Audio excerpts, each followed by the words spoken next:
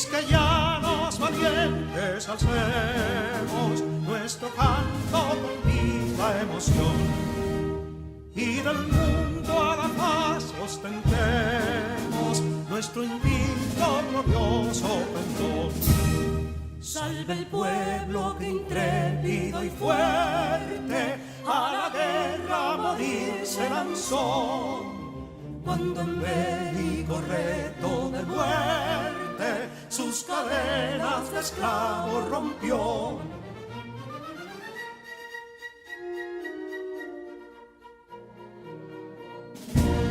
Ningún pueblo ser libre merece si es esclavo, indolente y servil. Si en su pecho la llama no crece, que templó el heroísmo viril, más que estrella la incógnita y brava, siempre altiva la frente alzará, que si fuere mil veces esclava, otras tantas ser libres habrá. Que si Dono y Ardita expusieron de un intruso señor al desdén, las carreras veler campos fueron que cubiertos de gloria se ven, que en la cima del heroico baluarte de los libres el verbo encarnó, donde el genio de Sánchez y Duarte a ser libre o morir enseñó.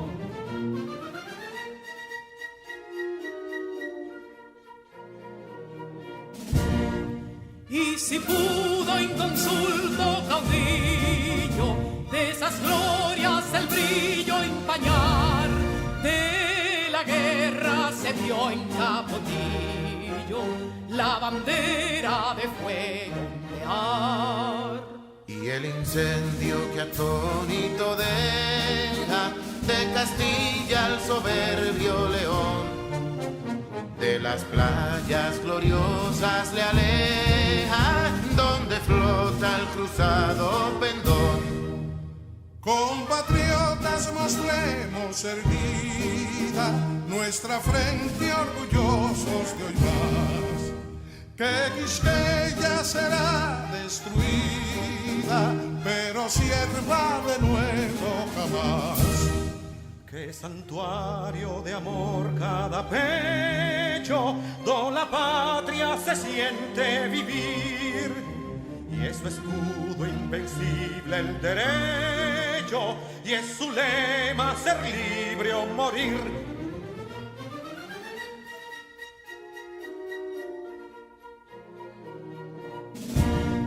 Libertad que aún se yergue serena, la victoria en su carro triunfal, y el clarín de la guerra resuena, pregonando su gloria inmortal.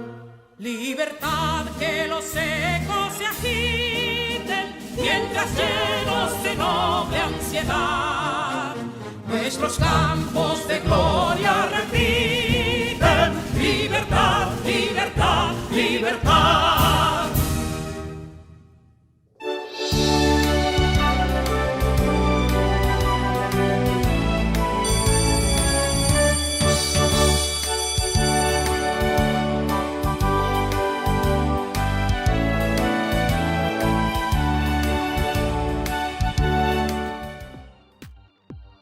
En nombre del Ministerio de Educación de la República Dominicana, damos formal inicio a todos y a todas las estudiantes de primero de secundaria del año 2020-2021.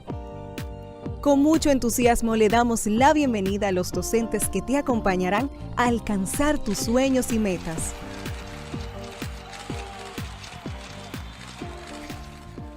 Soy Luz María Rodríguez, tu maestra de matemáticas, y junto a ti sumaremos voluntades, buscaremos soluciones y obtendremos el mejor de los resultados de lo que esperas en tu vida.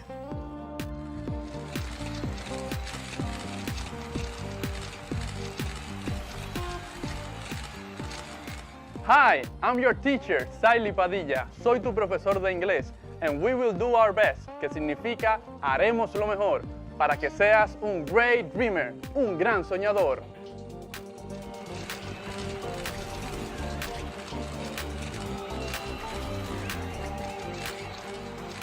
Soy Scarlett Rincón, tu maestra de lengua española, y te acompañaré a navegar con mi imaginación hacia lo épico, lo lírico y lo dramático en este viaje hacia tus sueños.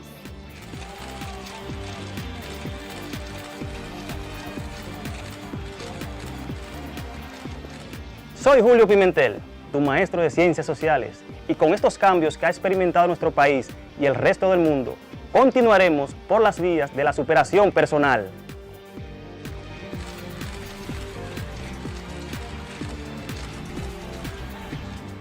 Soy Isaura Peralta, tu maestra de Ciencias de la Naturaleza. Aquí nos encontraremos para aprender y experimentar. Vamos a descubrir cómo relacionarnos con nuestro entorno y apreciar la vida.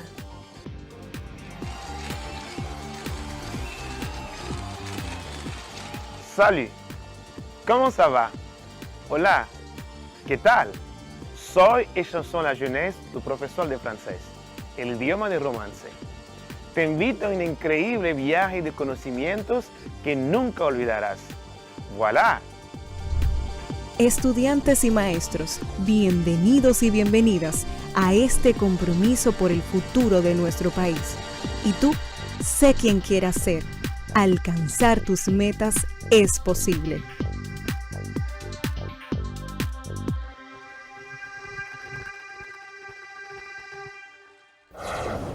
Hola, mi nombre es Carla Macier y como ustedes estoy muy entusiasmada por comenzar nuestro día de aprendizaje. Vamos todos y todas a crear las condiciones físicas y emocionales para que podamos disfrutar del progreso que es aprender. Lo importante es disfrutar el camino del conocimiento y hacer de él una fiesta. Aprender puede ser, si nos lo proponemos, una experiencia divertida y creativa.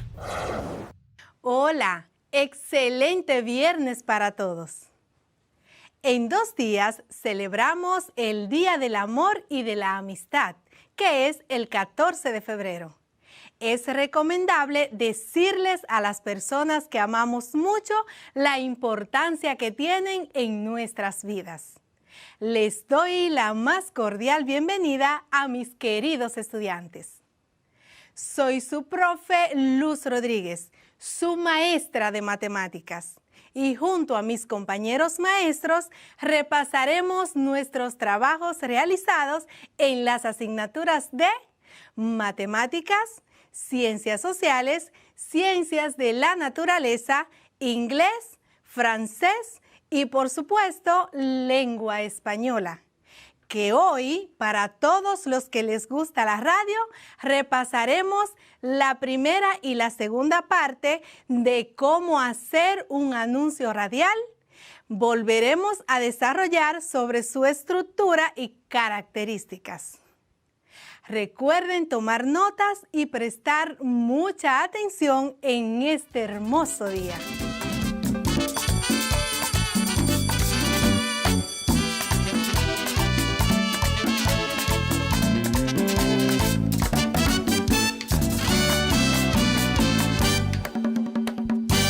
Saludos mis queridos estudiantes. Con gran alegría les doy la más cordial bienvenida a nuestro encuentro de lengua española. Hoy tendremos una clase súper interesante en la que aprenderán divirtiéndose. Soy su maestra Scarlett Rincón y espero que juntos en este día podamos construir muy buenos aprendizajes en torno al tema que trabajaremos. La radio es uno de los medios de comunicación más antiguos en la historia del ser humano. Se ha utilizado para distintas funciones. Una de estas es ser uno de los medios masivos de publicidad más importantes y populares a nivel mundial que te permite llegar a millones de personas. La publicidad radial, al igual que las demás, es otro medio de comunicación masiva que busca la transmisión y promoción de cierto producto, servicio o idea. Entonces, nos encontramos con una de las técnicas de la radio, que es el anuncio radial. El anuncio radial es un texto publicitario que se transmite de forma oral por las ondas radiofónicas y tiene como propósito persuadir a otros de comprar un producto o un servicio, participar en un evento o realizar acciones de interés social. La estructura de este tipo de texto es flexible y las variaciones en su estructura constituyen un recurso del emisor para hacer más efectivo el mensaje publicitario. Se divide en las siguientes partes. Aprovecha y toma nota para que luego profundices a través de la investigación. Dentro de esta estructura está la llamada. Te repito, la llamada. Por medio de ella se capta la atención del oyente. Suele ser una frase original o un recurso sonoro sorprendente. También está la presentación. Te repito, la presentación. Es la parte informativa del texto a través de la cual se da a conocer el producto. También tenemos la argumentación. La argumentación. En ella se trata de justificar por medio de argumentos más o menos adecuados a la necesidad de adquirirlo. Y por último, la implicación. La implicación es el cierre del texto publicitario. Se apela a los receptores y se les pide que compren lo anunciado. Y es que el anuncio radial tiene un vocabulario con función persuasiva. Esta busca captar al consumidor mostrando las bondades que posee el producto, enfocándose en el convencimiento de la audiencia para un determinado producto, apelando especialmente a factores subjetivos, es decir, que se basa en los sentimientos de la persona y también los factores sensoriales o emocionales.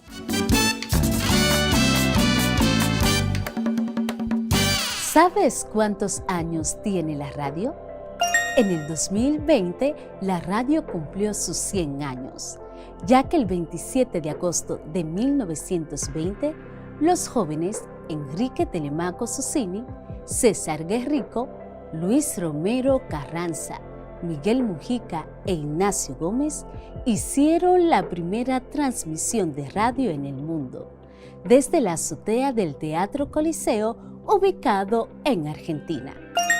A 100 años de la aparición de la radiofonía, la radio sigue siendo un medio de comunicación muy importante y a través de la misma se presentan diversos anuncios denominados anuncios radiales. ¿Te gustaría crear tu propio anuncio radial? Pues alístate porque ya vamos a iniciar. Vamos a conocer cuáles componentes, estrategias y efectos especiales del lenguaje se utilizan en el anuncio radial. Vamos a descubrir cuáles son esos componentes. Tenemos el balazo o bullet, que es una frase corta y muy llamativa, similar a un titular, que introduce el contenido expresado en el mensaje. También es conocido como bullet por su mención en inglés. También tenemos el encabezado. Te repito, el encabezado. En esta sección se plasma la idea principal del anuncio de una manera breve y concisa. Otro de los componentes es la imagen referencial. Imagen referencial. Como imagen referencial se entiende el uso del logotipo, que quiere decir el logo de la marca, fotografías alusivas al mensaje publicitario o ambos recursos en paralelo. Otros de los componentes son los siguientes. El llamado a la acción. Te repito, el llamado a la acción.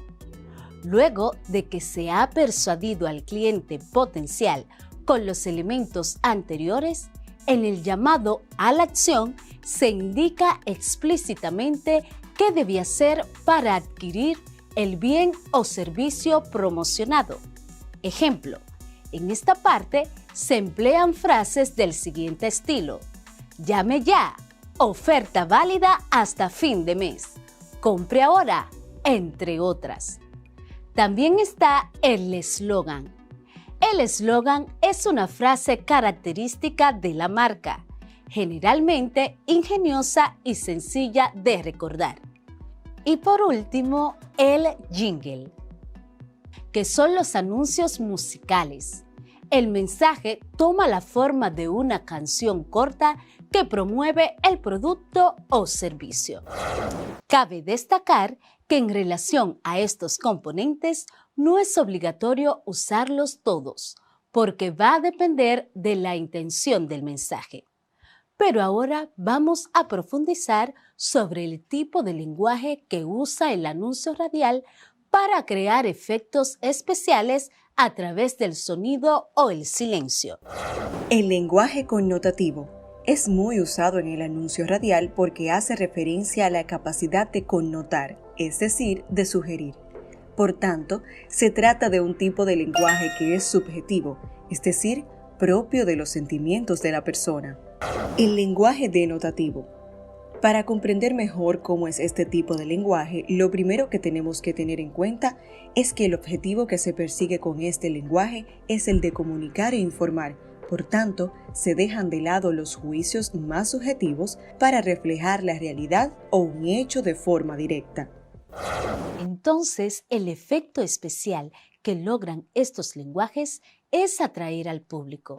El lenguaje connotativo dice, sugiere y trata de emocionar a las personas de manera subjetiva.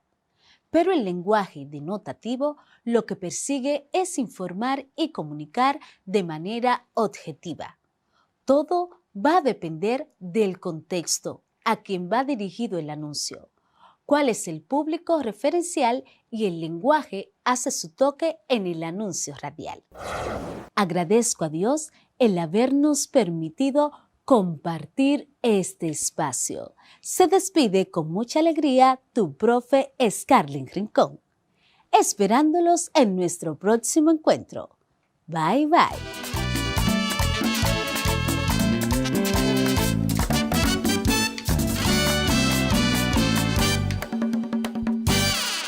Seguro que de ahora en adelante, cuando escuchen un anuncio radial, les pondrán más atención y se dirán: ya sé cuáles puntos tomaron en cuenta para desarrollarlo. Ahora pasamos a las matemáticas y vamos a reforzar todo lo aprendido esta semana, que si recordamos, estuvimos trabajando en el tema la temperatura y cómo buscar resolución de problemas con esta condición de los cuerpos. Conocimos cuando un objeto está frío y cuando un objeto está caliente. Y aprendimos sobre las escalas que se utilizan para medir la temperatura.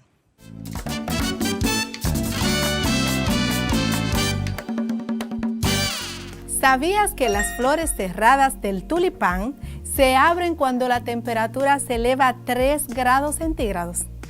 La temperatura es uno de los factores principales para el cultivo de esta hermosa flor, ya que afecta directamente a la floración del tulipán. La temperatura óptima para el desarrollo del tulipán oscila entre 13 y 16 grados centígrados. Quizás te preguntes por qué estamos hablando tanto de temperatura. Pues precisamente porque ese es el tema que desarrollaremos en el encuentro de hoy. Así que mantente atento a todo lo que viene. Promete ser interesante. Hoy hablaremos sobre la temperatura y conoceremos nuevos conceptos relacionados con la temperatura. ¿Qué es exactamente la temperatura? La temperatura no es más que una unidad física que representa y mide la transferencia de calor de un cuerpo a otro. En otras palabras, la temperatura es una magnitud física que expresa el grado o nivel de calor o frío de los cuerpos o del ambiente.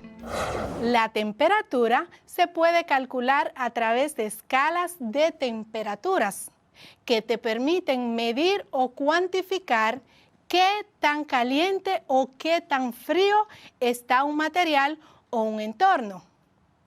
La escala más frecuentemente usada en el mundo es la escala de grados Celsius, que se utiliza en nuestro día a día y más aquí en República Dominicana.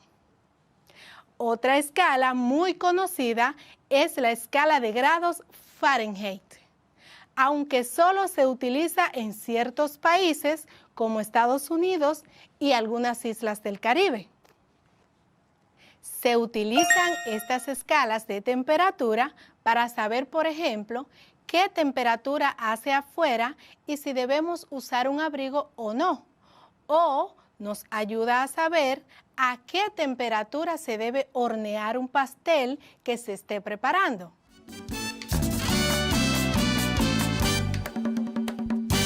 Repasemos las fórmulas y los procedimientos para convertir de Celsius a Fahrenheit.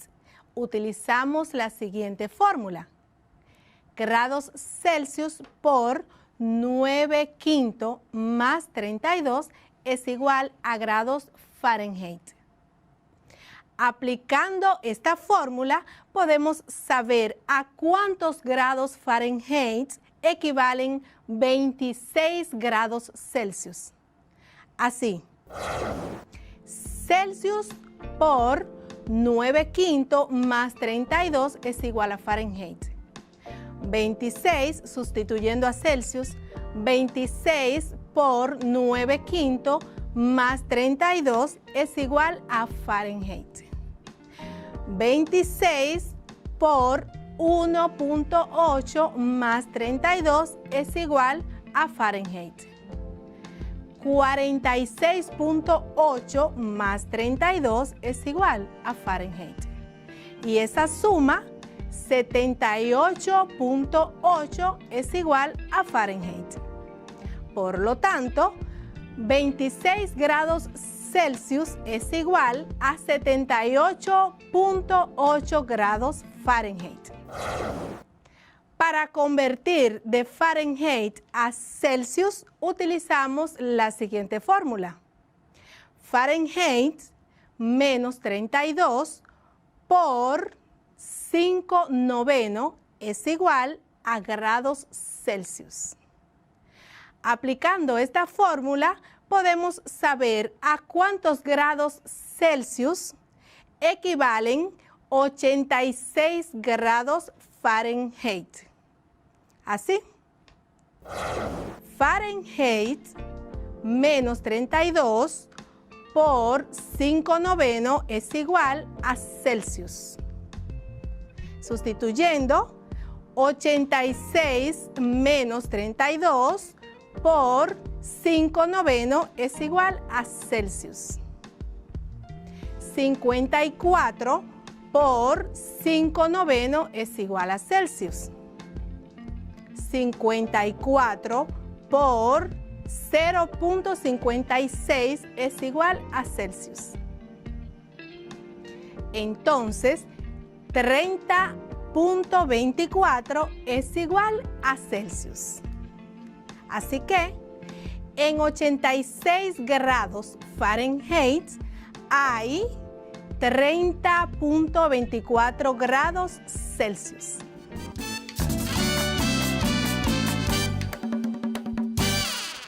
La escala Kelvin es la más absoluta y científica de todas. Es la que se utiliza en el Sistema Internacional de Medidas de Temperatura. Y, sin duda alguna, una de las más conocidas y usadas, al igual que los grados Fahrenheit y los grados Celsius. La escala Kelvin se basa en la medida de la temperatura termodinámica, esto es, la medición de la temperatura absoluta de un objeto. La base sobre la que se asienta la escala es la temperatura de cero absoluto, que representaría la total ausencia de energía en forma de calor de un objeto, lo que en grados Celsius supondría una temperatura de menos 273.15 grados.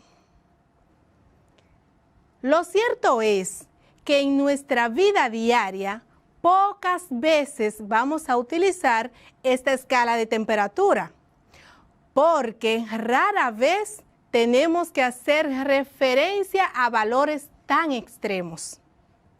Para los casos de la vida cotidiana, usamos Celsius y Fahrenheit. Sin embargo, en el plano científico siempre se emplea la escala Kelvin.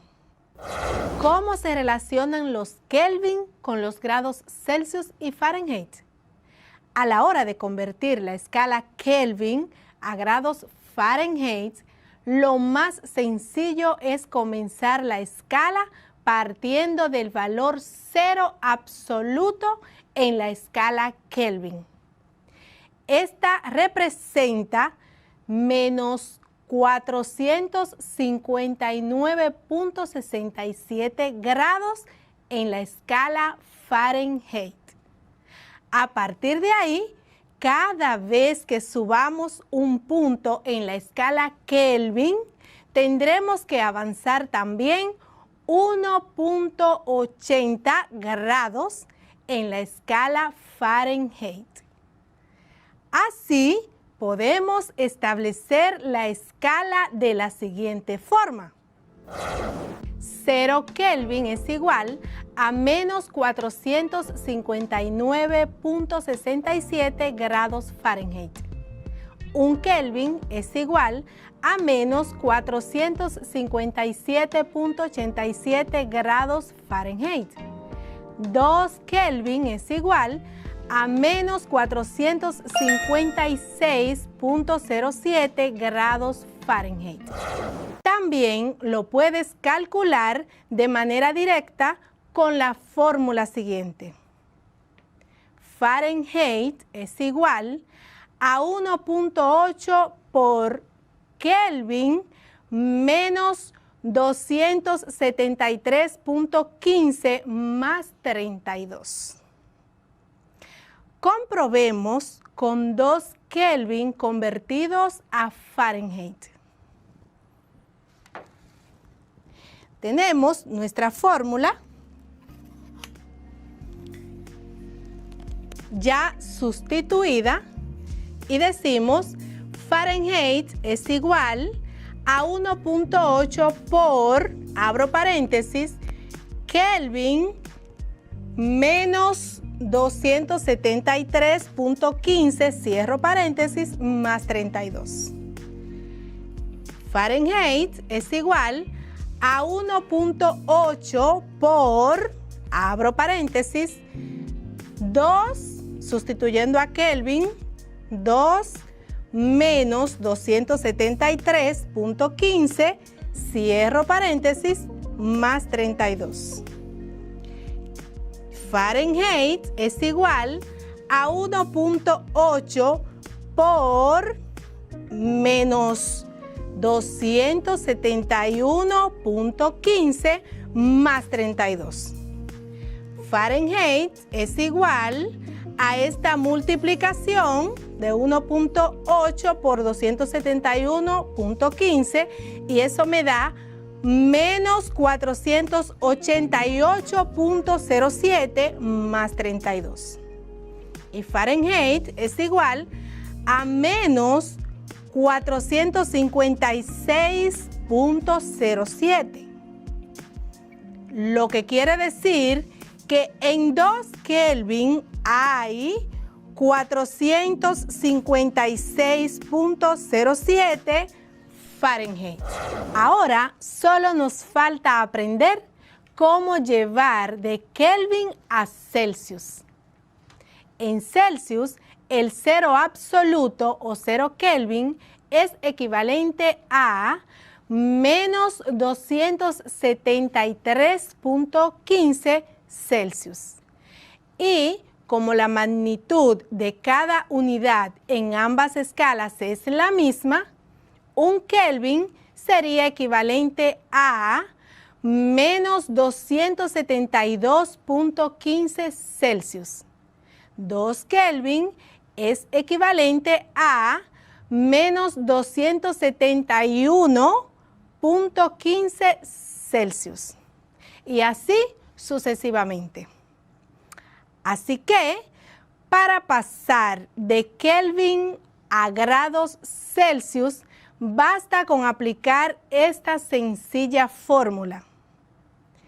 C, o sea, Celsius, es igual a K menos 273.15, donde sustituyendo a K por el valor de Kelvin conocido, le restamos 273.15.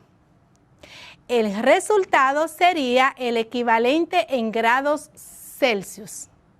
Realicemos ahora la conversión de 310 Kelvin a Celsius. 310 Kelvin a Celsius. Muy fácil. Sustituimos los datos en nuestra fórmula. Ya tenemos nuestra fórmula que dice C es igual a K menos 273.15. K es igual a 310. Sustituyendo nos queda C es igual a 310 menos 273.15. Y C es igual a 36.85, que me dio como resultado de restar las cantidades anteriores. De donde tenemos entonces que en 310 Kelvin hay 36.85 Celsius. Hemos finalizado por hoy. Y como siempre te agradezco tu sintonía con tu clase de matemáticas para la vida. Se despide de ti tu profe Luz. Te deja reflexionando con esta frase. Todos tenemos nuestras arpas para tocar. Ahora, te corresponde a ti saber con qué oído quieres escuchar. Te deseo, como siempre, un feliz y bendecido resto del día. Hasta una próxima vez.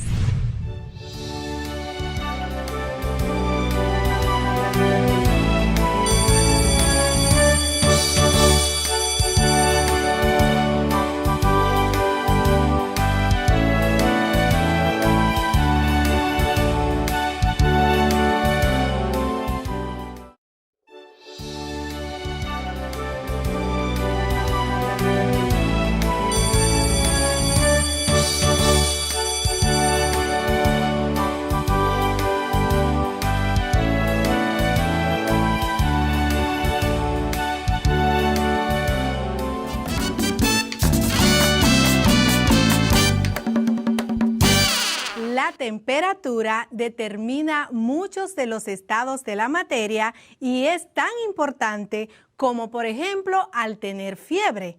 Sabemos que nuestro cuerpo reacciona porque nos eleva la temperatura. En Ciencias Sociales analizamos sobre el fortalecimiento del movimiento obrero y sus luchas. Conocimos cómo eran las condiciones de vida de los obreros y cómo están los movimientos vinculados con la revolución industrial y el capitalismo. También, durante este periodo, cómo eran los derechos de la mujer a partir de la segunda revolución industrial. Para conocer más de estos temas, con ustedes el profesor Julio Pimentel.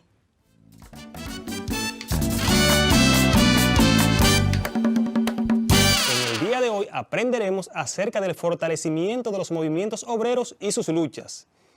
Mientras que los conceptos y definiciones más importantes que abordaremos acerca de nuestro tema son los siguientes: origen de los movimientos obreros, características de los movimientos obreros, consecuencias de los movimientos obreros y logros de los movimientos obreros.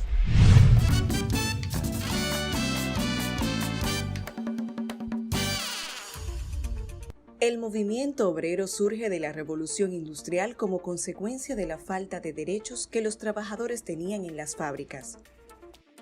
Estos movimientos obreros nacen para luchar contra las injusticias a las que eran sometidos, con el fin de conseguir una mejora de su situación mediante la actividad política y social. El origen del movimiento obrero responde también a una serie de condiciones que llevaron a los trabajadores a tomar consecuencia de clase y a agruparse para reclamar una serie de mejoras. Debes saber que el movimiento obrero es un fenómeno social y político que tiene sus orígenes en Inglaterra en el siglo XVIII. Es que durante la primera etapa de la industrialización, los empresarios tenían plena libertad para fijar las condiciones laborales de sus trabajadores. Es importante que comprendas que las condiciones de vida de los obreros eran lamentables. Existían jornadas de trabajo de hasta 16 horas en algunos casos y cobrando un salario que la mayoría de las veces no permitía la supervivencia. No existían vacaciones ni derecho a atenciones médicas. Y cuando el trabajador llegaba a su casa, le tocaba vivir hacinado o amontonado en un espacio reducido y en condiciones higiénicas precarias. Algo que debes conocer es que el origen de los movimientos y la formación de la clase obrera está vinculado con la revolución industrial y el capitalismo. Cuando el mundo occidental dio un salto hacia la industrialización y la manufactura masiva de los productos de consumo, dejando atrás el modelo agrario de la Edad Media. Conozcamos ahora 3 razones principales que llevaron a la conformación del movimiento obrero. Primero, pésimas condiciones laborales. Las jornadas de trabajo eran excesivas y no quedaban excluidos niños ni mujeres. Bajos salarios. Además de jornadas extremas, los trabajadores tenían salarios que ni siquiera les permitían cubrir sus necesidades básicas. El hacinamiento. Los trabajadores vivían en suburbios en condiciones de hacinamiento y falta de higiene, donde se contagiaban de epidemias y enfermedades de todo tipo. Pero quizás el concepto más significativo en el que se basó el crecimiento del movimiento obrero organizado fue la lucha de clases. Esta supuso la toma de conciencia de los trabajadores de que pertenecen a una clase social diferente que sus patronos y que para mejorar su situación el camino más adecuado era el de la lucha. Sin duda, la principal arma obrera en esta lucha de clases ha sido la huelga, en la que los trabajadores tratan de convencer a los patronos de sus exigencias mediante una demostración de fuerza, paralizando la producción. Buena parte de la historia del movimiento obrero ha estado marcada por la persecución y la clandestinidad. Solo a partir del año 1825 se permitió la creación de sindicatos en Gran Bretaña. ¿Qué les pareció esta información? ¿Verdad que son interesantes los detalles sobre el origen de los movimientos obreros?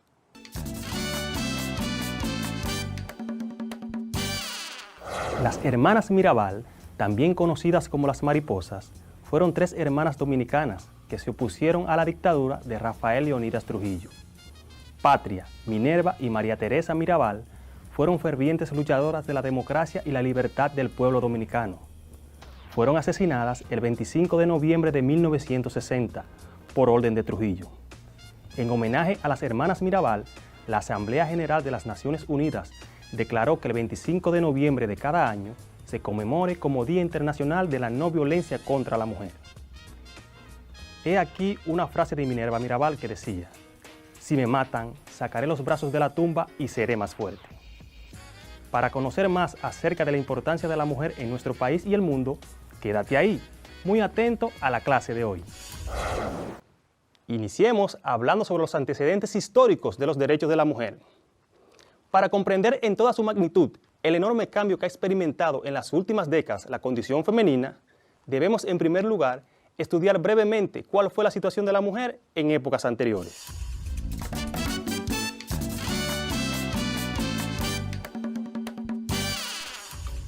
De acuerdo con Spire Bowell Jackson, en la década de 1830, numerosas mujeres de los Estados Unidos y Europa que trabajaban en conjunto con diversos movimientos reformistas llegaron a sentirse frustradas debido a los evidentes prejuicios en contra de quienes pertenecían al sexo femenino.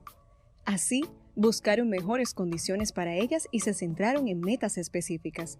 Las leyes relativas a la familia y el matrimonio fueron especialmente cuestionadas, puesto que les resultaba difícil conseguir el divorcio y las leyes de propiedad otorgaban a los maridos el control total sobre las propiedades de sus esposas. Por eso, Spire Bowell Jackson argumenta que en el siglo XIX las mujeres seguían siendo, desde el punto de vista legal, inferiores, económicamente dependientes y estaban en grandes medidas definidas por los papeles familiares y hogareños. Pero muchas mujeres seguían aspirando al ideal femenino popularizado por los escritos y los poetas.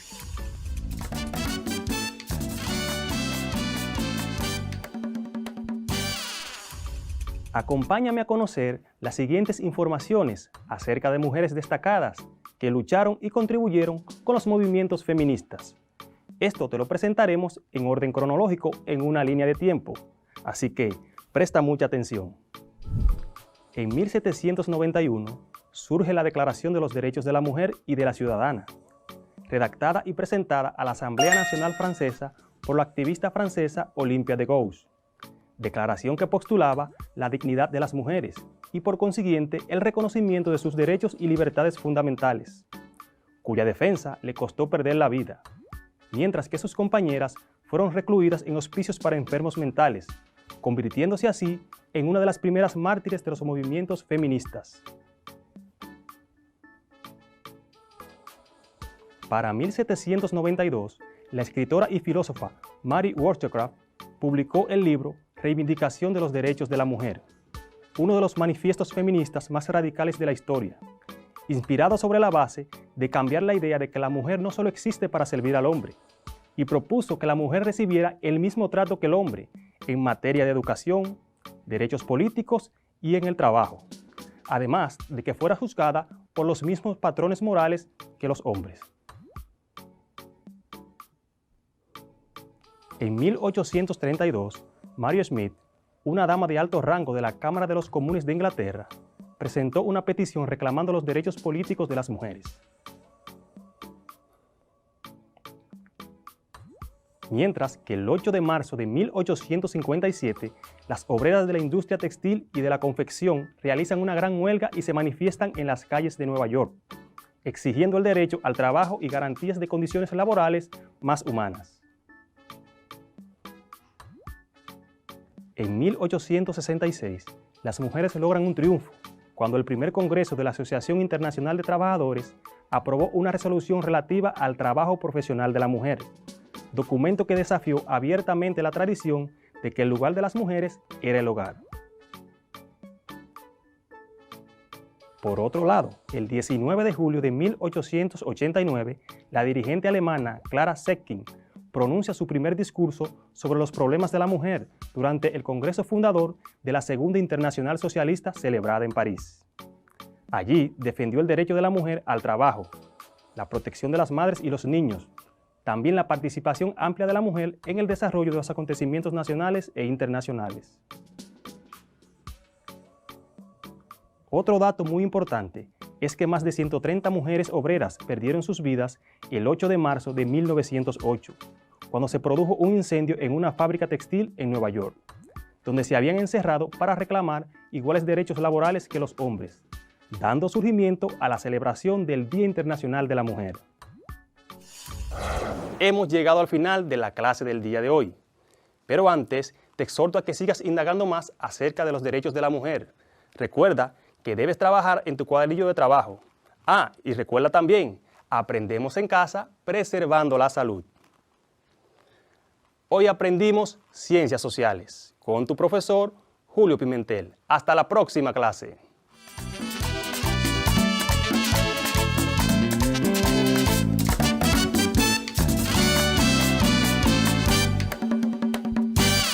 Nuestra vida como civilización está cargada de grandes historias.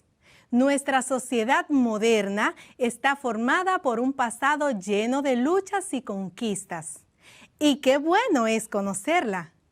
Ahora les paso con la profesora Isaura Peralta y su resumen de Ciencias de la Naturaleza. Esta semana aprendimos acerca de la importancia y función de la biosfera, así como sus características, y conocimos también la mejor fórmula para preservar la biodiversidad. No se pueden perder este tema porque es la manera en que se organizan los seres vivos. Así que a prestar mucha atención.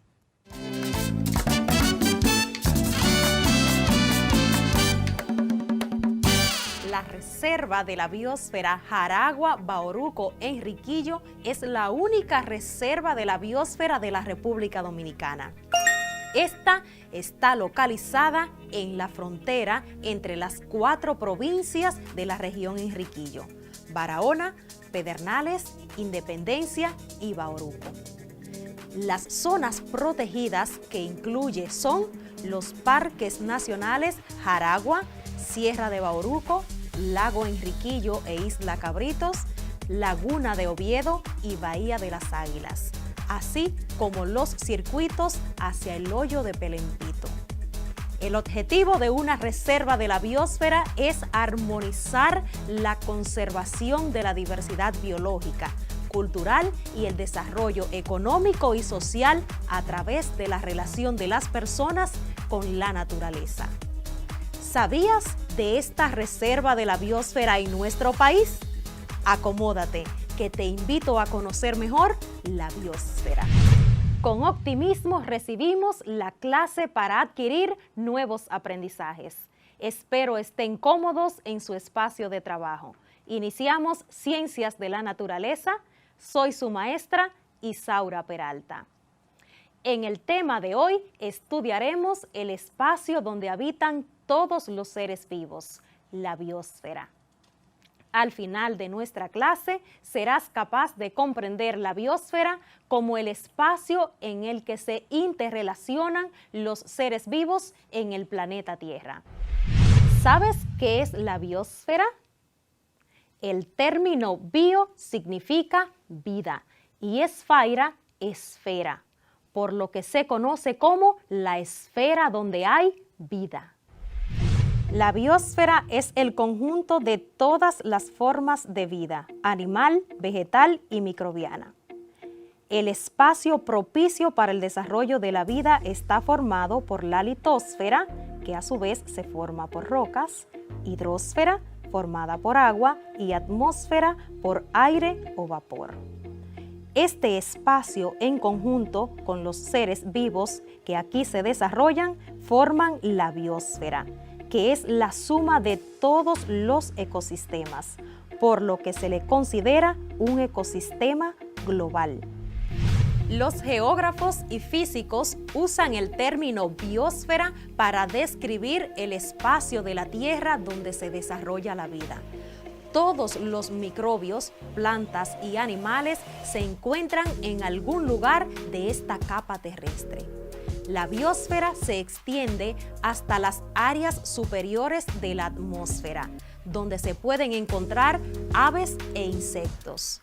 También llega a las cuevas profundas terrestres y comprende las zonas de aguas superficiales y las profundidades de los océanos, donde existe vida. En resumen, la biosfera se extiende a cada lugar donde exista vida de cualquier tipo y se compone de factores bióticos y abióticos. Escuchemos. Los factores biológicos o bióticos son los que se incluyen animales, plantas y microorganismos, es decir, los seres vivos que dependen de su interrelación, es decir, relacionarse entre ellos y de la relación con el medio ambiente. Los factores físicos o abióticos son los elementos que no tienen vida, como el suelo, el aire, el clima, el agua, los minerales, la luz o las rocas. son muy importantes para la vida y el desarrollo de los componentes bióticos. Esto quiere decir que los factores abióticos, o sea, sin vida, como el agua, el aire y el clima, son imprescindibles para el desarrollo de los factores bióticos, es decir, para los seres vivos. La biosfera cumple funciones que propician la vida en la Tierra. Algunas de ellas son: proporciona alimentos y los elementos que componen la materia viva. Limpia el ambiente de toxinas a través de los ciclos naturales de descomposición biológica. El dióxido de carbono, por ejemplo, se utiliza en el proceso de la fotosíntesis. Es la base de la cadena alimenticia. Proporciona compuestos farmacéuticos. Todos los compuestos usados en la industria farmacéutica hoy en día se derivan en mayor o menor medida de los compuestos que se encuentran naturalmente en la biosfera terrestre. El estudio y control de la composición de la biosfera puede funcionar como un marcador eficiente y adecuado para controlar los niveles de contaminación terrestre, ya sea de origen natural u ocasionados por la mano del hombre. Hasta ahora, ¿has podido notar que la biosfera es nuestro hogar? Cada capa de la Tierra es indispensable para la vida, pero es el conjunto de todas las capas que hace posible la supervivencia de los seres vivos.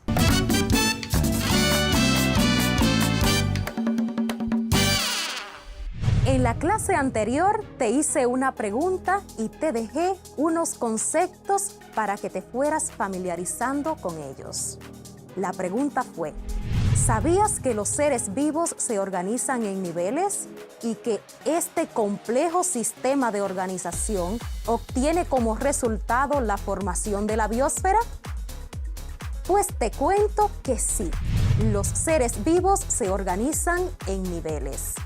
Estos niveles son: primero, nivel bioquímico, donde inicia la composición de la materia viva, compuesta por átomos, bioelementos y biomoléculas orgánicas e inorgánicas. Segundo nivel de organización es el nivel biológico, que está compuesto por células, tejidos, órganos y sistemas de órganos que forman un ser vivo. Y el último nivel de organización de los seres vivos es el nivel ecológico. Este lo forman los individuos, la población, la comunidad, los ecosistemas y los biomas. Todo este sistema de organización crea la biosfera. Si analizamos los niveles de organización de los seres vivos, podemos decir que el nivel bioquímico y el nivel biológico explican la existencia y formación de un organismo vivo. Sin embargo, el nivel ecológico explica la relación de este organismo o ser vivo con otros seres vivos y el medio que les rodea. Para que comprendas la relación de los seres vivos con el medio que les rodea, conoceremos los componentes del nivel ecológico. Lo primero que debes de saber es: ¿qué es ecología? La ecología es la parte de la biología que estudia las relaciones de los seres vivos entre sí y con el medio en el que viven. Después de tener claro este concepto, conoceremos los componentes del nivel ecológico, que constituyen la interrelación de los seres vivos en la Tierra. Te recuerdo que los componentes del nivel ecológico son individuo, población, comunidades, ecosistemas y biomas, que en conjunto forman la biosfera. ¿Sabes qué es un ser vivo o individuo? Un ser vivo es una forma de vida individual, como una planta, un animal, una bacteria, un protista, un hongo o tú mismo. Tú eres un individuo, un ser vivo. El segundo componente del nivel ecológico es población. Un ejemplo de población es la que está formada por ti y los habitantes de tu misma especie que viven en tu comunidad. Una población es un grupo de organismos de la misma especie que viven en un área geográfica específica, en un momento dado. Por ejemplo, un conjunto de personas, una manada de leones, un rebaño, una jauría, entre otros. El tercer componente del nivel ecológico es comunidad.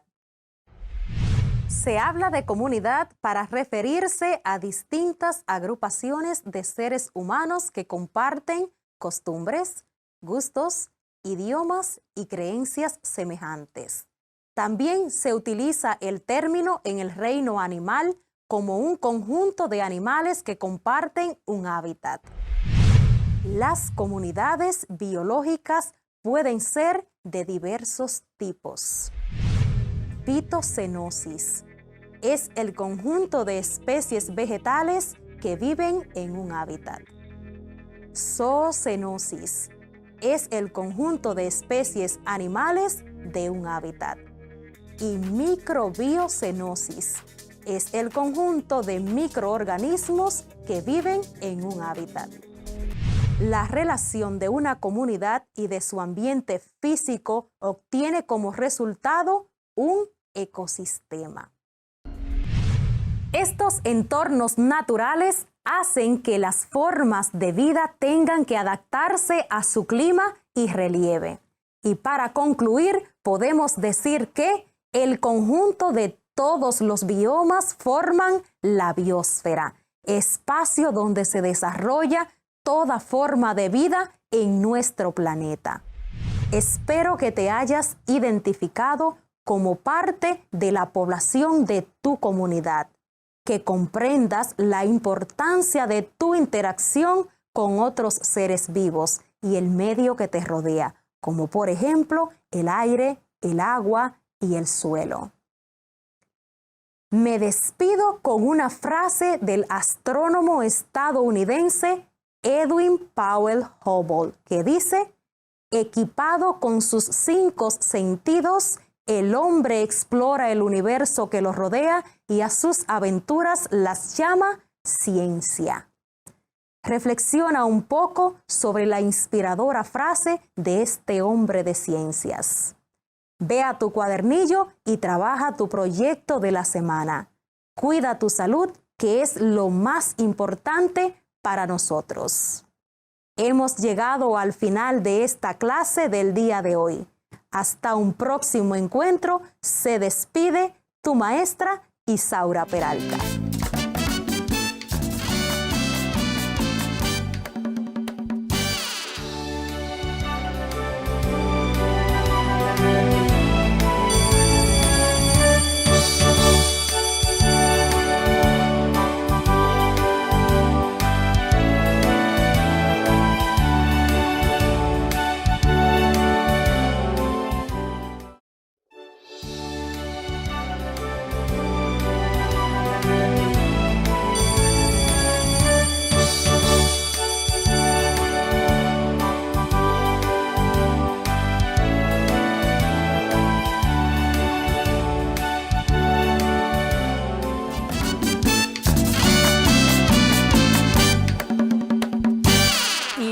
De este interesante encuentro con la naturaleza, es momento de convertirnos en bilingües. ¿Verdad que el inglés es muy interesante? Esta semana aprendimos sobre los artículos definidos e indefinidos. También sobre las preposiciones dentro de, encima de y en. Y como si todo esto fuera poco, también aprendimos a identificar los colores. ¿Ready? Pues aquí les dejo con el maestro Saily Padilla. Hello students, welcome back to your English class. I'm your teacher, Saily Padilla. I hope that you are at your place and ready to take notes of the most important things of today's class. Te recuerdo que mi mayor deseo es que aprendas inglés desde casa preservando tu salud. Hoy aprenderemos sobre los artículos definidos e indefinidos. Today we're going to learn about the definite and indefinite articles. Al finalizar la clase podrás conocer la diferencia de estos artículos, así como el vocabulario relacionado con algunos colores en inglés. Are you ready? Los artículos son palabras que acompañan al sustantivo y siempre van delante de él. Se dividen en artículos definidos y artículos indefinidos. ¿Sabes cuál es la diferencia? Los artículos definidos se utilizan cuando se conoce al sustantivo o se refiere a uno en particular. En español, estos artículos son el, la, los, las. Por ejemplo, el lápiz, la regla, los lápices, las reglas. Los artículos indefinidos son aquellos que se utilizan cuando no se conoce el sustantivo o es la primera vez que se refiere. Te repito, los artículos indefinidos son aquellos que se utilizan cuando no se conoce el sustantivo o es la primera vez que se refiere. En español serían un, una, unos, unas. Por ejemplo, un lápiz, una regla, unos lápices, unas reglas. Los artículos definidos, el, la, los, las, se traducen al inglés en una sola palabra, the.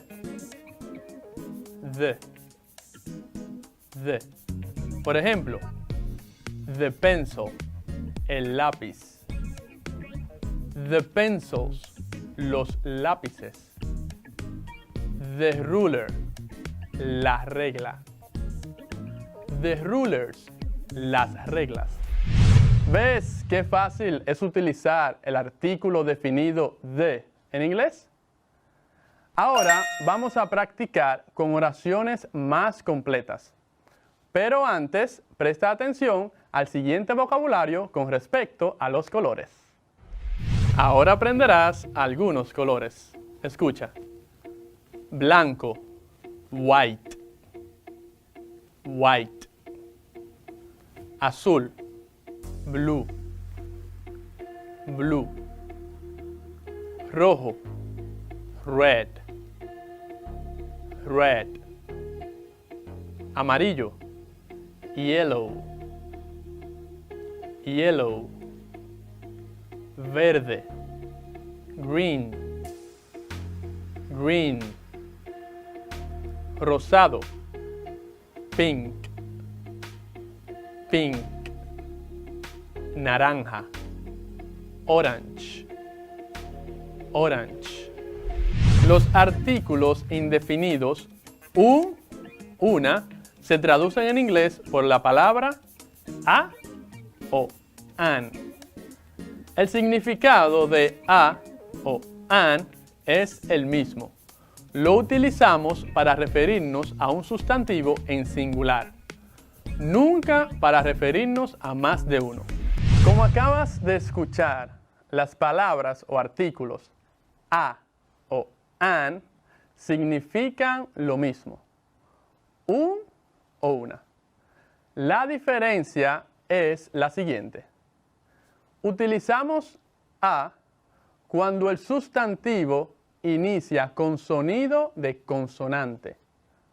Te repito, utilizamos a cuando el sustantivo inicia con sonido de consonante. Por ejemplo, un libro.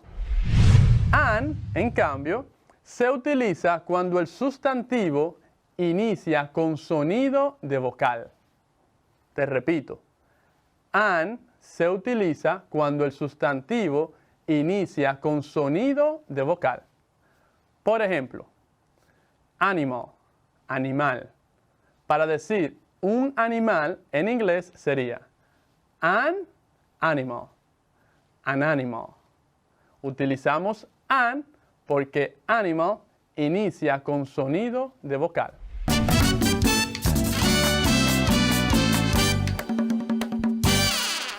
Hello students, welcome back to your English class. I'm your teacher, Saily Padilla.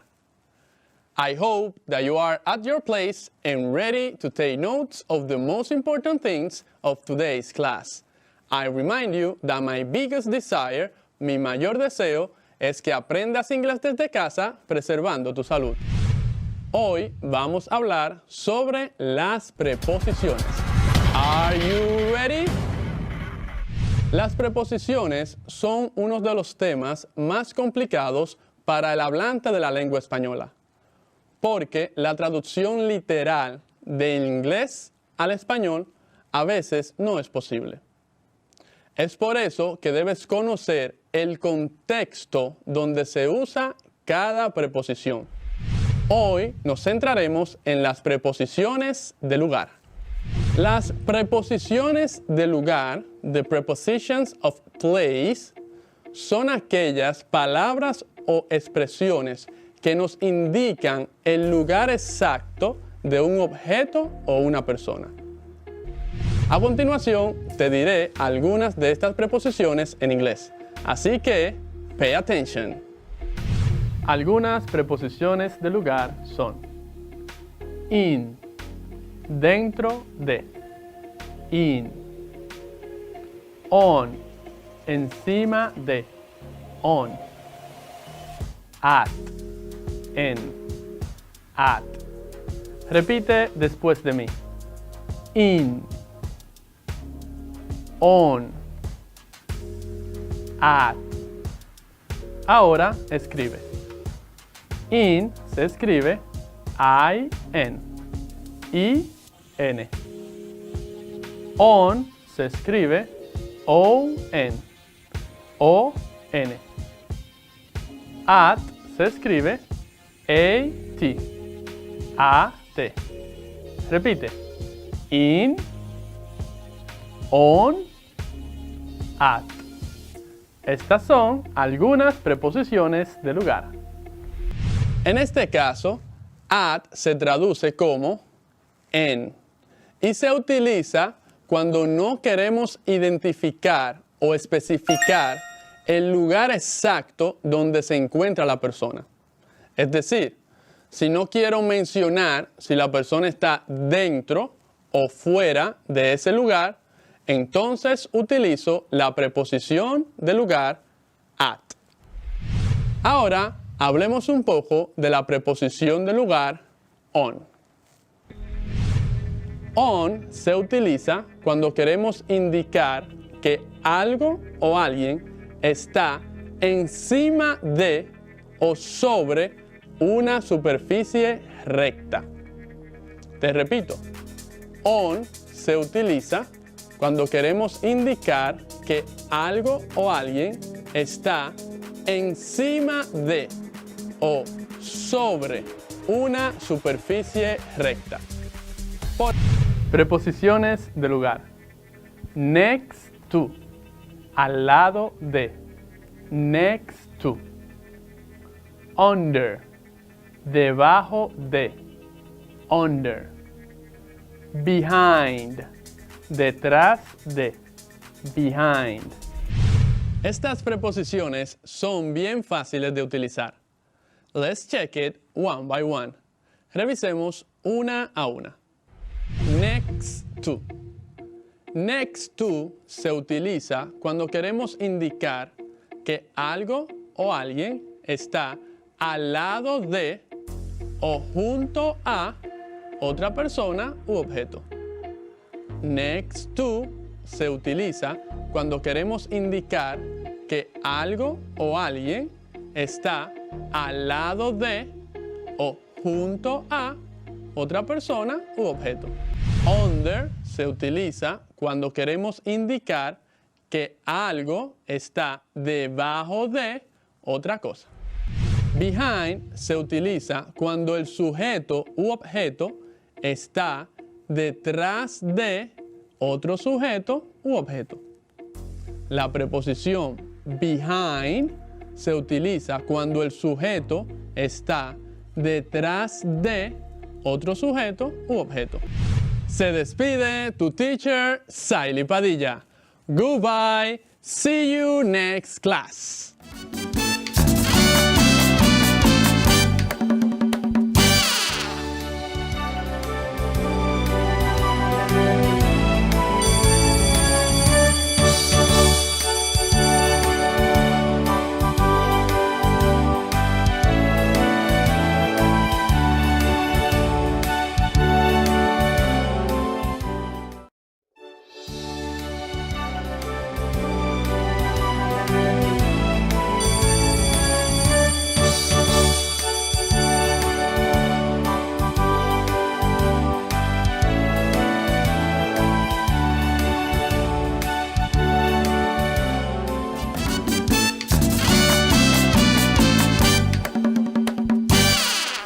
Ahora pasamos del inglés al francés con el maestro Echanson Layunés, quien nos enseña esta semana a ubicar los objetos dentro de una casa y a describir nuestra habitación. Comencemos.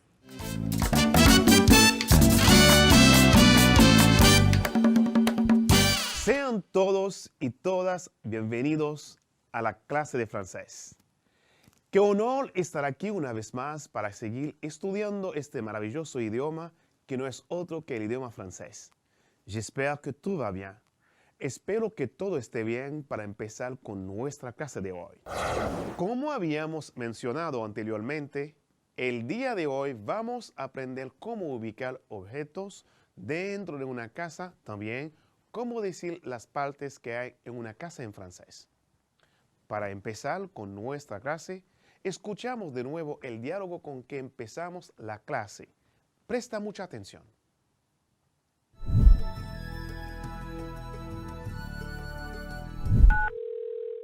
Salut. Oh, je suis dans ma chambre. Sur mon lit? Oui, il y a une valise noire sur mon lit.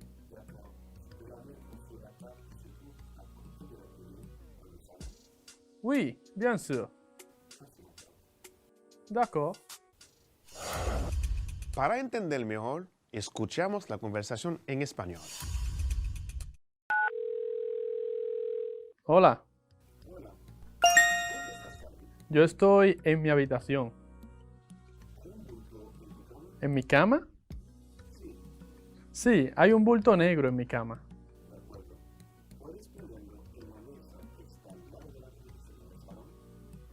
Sí, por supuesto. De nada. Como puedes notar, en esta conversación hay dos frases muy importantes. Vamos a verlas juntos.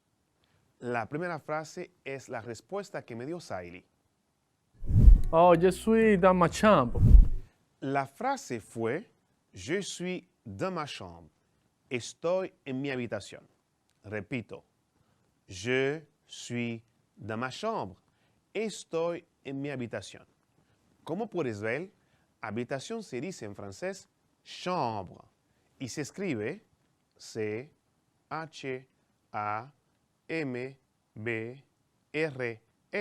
Repite conmigo. Chambre. ¿Anotaste cómo se escribe? C-H-A-M-B-R-E.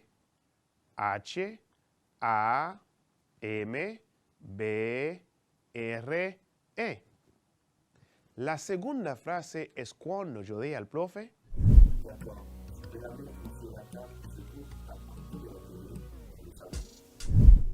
La frase fue, d'accord, peux-tu la mettre sur la table qui se trouve à côté de la télé dans le salon? De acuerdo. ¿Puedes ponerla sobre la mesa que se encuentra al lado de la televisión que está en la sala? Aquí también la palabra más importante en esta frase es salón. En español, sala. Repite conmigo. Salón. Salón. Se escribe S-A-L-O-N. Anótalo. Se escribe S-A-L-O-N. Para saber dónde estaba mi maleta, hice esta pregunta a Saily. O bien dicho, para saber dónde estaba mi bulto, hice esta pregunta a Saily.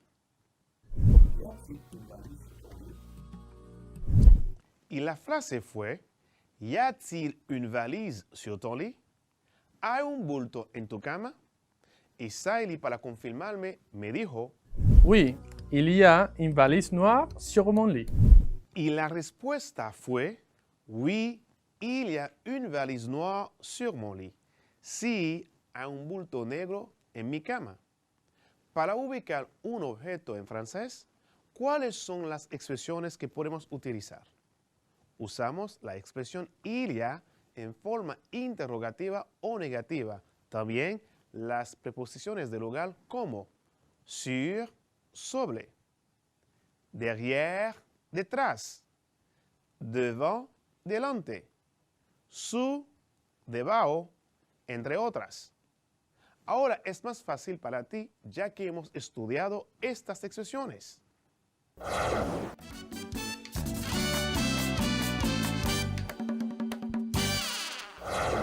Hoy continuaremos aumentando nuestro vocabulario con los objetos de la casa. Además, practicar diferentes preguntas. ¿Qué tal si escuchamos de nuevo el diálogo con que empezamos la clase de hoy?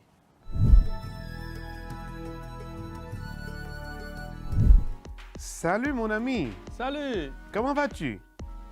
Je vais bien. Et toi? Très bien. Où est-ce que tu vas maintenant? Je vais à mon appartement. À ton appartement. Ta chambre, elle est comment?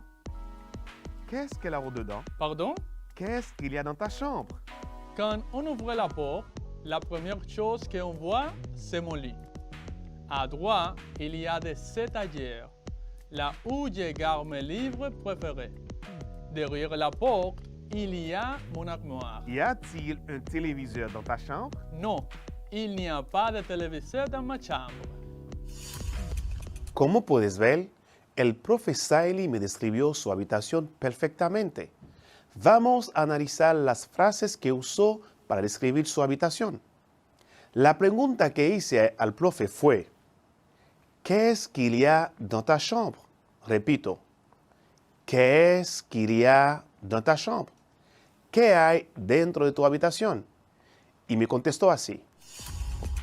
Quand on ouvre la porte, la première chose qu'on voit, c'est mon lit. À droite, il y a des étagères, là où je garde mes livres préférés. Derrière la porte, il y a mon armoire. Cuando abres la puerta, lo primero que ves es mi cama. A la derecha hay estantes donde guardo mis libros favoritos. Detrás de la puerta está mi armario. La segunda pregunta que hice al profe fue, ¿y a-t-il un téléviseur dans ta chambre? Repito, ¿y a-t-il un téléviseur dans ta chambre? ¿Hay un televisor en tu habitación? Y me contestó de esta manera, non, il n'y a pas de téléviseur dans ma chambre. No, no hay televisión en mi habitación. ¿Notaste cómo se usó la pregunta y la negación? Ahora vamos a revisar los vocabularios que usamos en el diálogo.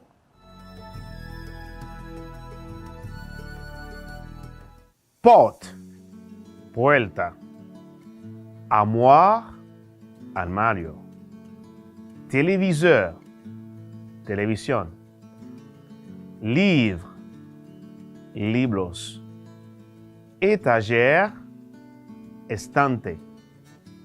Lit, cama. Répète après moi. Repite después de mí. Porte. Très bien. Armoire. Excellent. Téléviseur. Très bien. Étagère. Excellent. Lit. Parfait.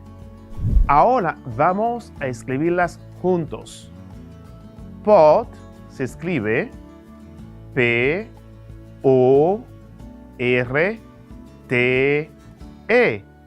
Pot. Armoire se escribe A-R-M-O-I-R-E.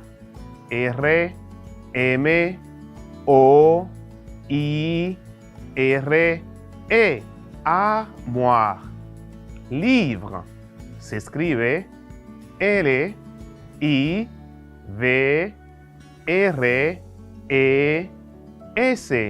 Livre. Étagère se escribe E-T-A-G-E con acento R-E-S. Étagère. Lit se escribe L-I-T.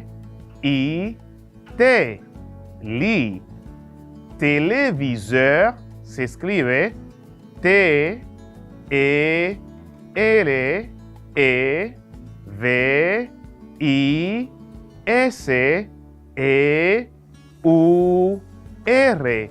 Téléviseur. Vamos a una última vez. Répète après moi.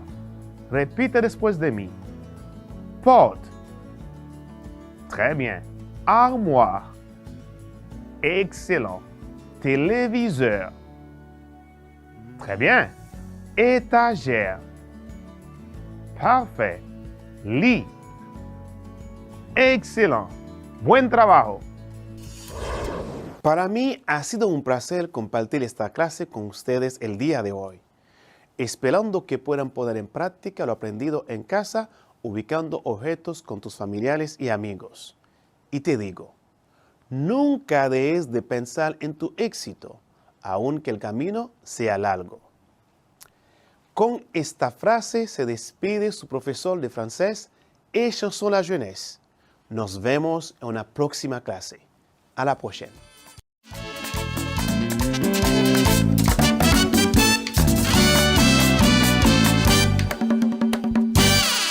Febrero es el mes del amor, el mes de la patria.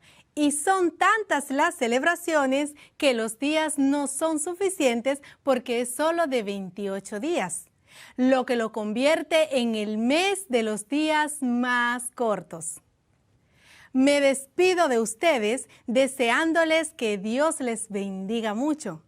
Soy la maestra Luz María Rodríguez y junto a mis compañeros maestros les esperamos listos para continuar la próxima semana y deseándoles a todos un feliz y bendecido fin de semana.